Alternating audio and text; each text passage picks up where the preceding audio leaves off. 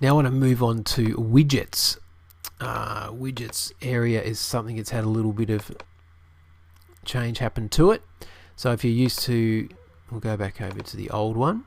So this is the old widget area, and you remember this one, we have to drag it all across into whichever main sidebar we wanted to drag it into, and you've still got your inactive widgets there. In the new one, pretty much very similar. The layout is just a little bit nicer. You've still got your inactive widget down the bottom, and you've got your main sidebar, all in your front sidebar, front page sidebar, and your second front page sidebar widget areas identified here. However, there's two ways to do it.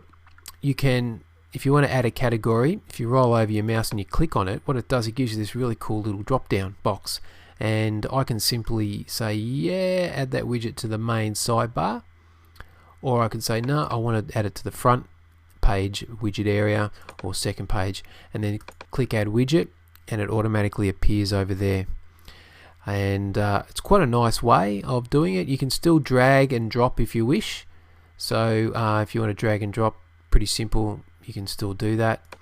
But I really like the change in the design here. If I wanted to remove it, you can just delete it, and it's disappeared. If you want to keep that, if you've got settings in a specific widget, you can still drag it down to your inactive widgets, so it maintains those settings.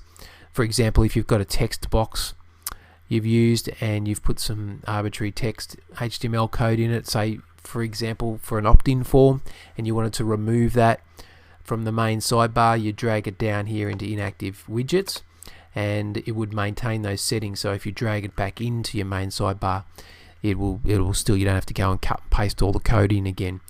If you simply just delete it completely, then you'll have to go and put the code back into the text widget.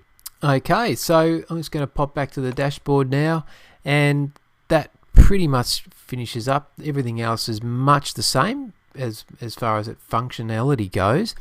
As I said earlier, the main feature, the main reason behind this design was for interface design improvements, and they've definitely done that with this version. So I suggest you go download your version, and remember, please back up your site before you go and do that, and have a play around and enjoy this fantastic new update from WordPress.